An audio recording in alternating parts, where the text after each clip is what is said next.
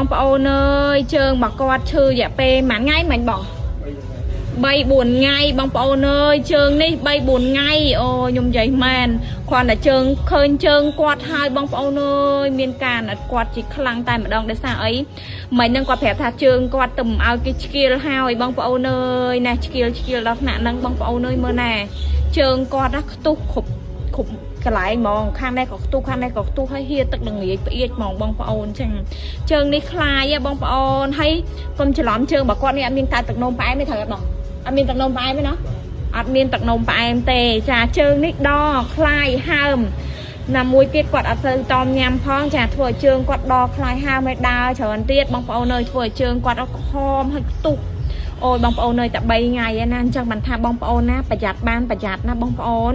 អ្វីដែលប្រយ័ត្នទី1គួរតែជ្រើសរើសជាងណាដែលមានជំនាញទី2បងប្អូនគួរតែមានសម្ភារៈសម្រាប់ប្រើប្រាស់ខ្លួនឯងសម្រាប់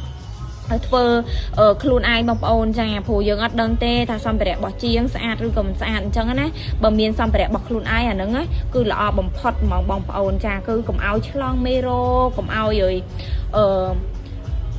សុវត្ថិភាពនិយាយចាស់ហ្មងឲ្យមានសុវត្ថិភាពបំផុតគឺមានសម្ភារៈខ្លួនឯងហ្នឹងហើយបងប្អូនហើយបងទាំងអស់គ្នាដែលគាត់មានប្រភេទជើងហើមខ្លាំងបែបហ្នឹងណាបងប្អូនមករកម៉ាក់បេឡាមកត្រូវហើយបងប្អូនហើយសម្រាប់ទីតាំងរបស់ម៉ាក់បេឡានៅខាងសាស្ទឹងមានជ័យថ្មីណាហើយលេខទូរស័ព្ទ093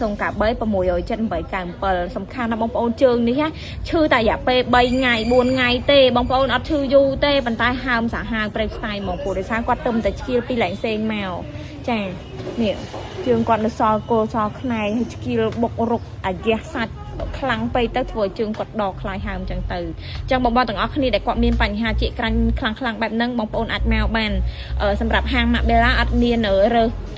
អាវរឿងប្រុសរឿងស្រីទេបងប្អូនអ្នកដែលគាត់ប្រុសស្រីចាស់ក្មេងកូនងាក់អីហ្នឹងដែលគាត់ចង់មកធ្វើតាជាក្រាញ់ណាបងប្អូនអាចមកបានចាអរគុណច្រើន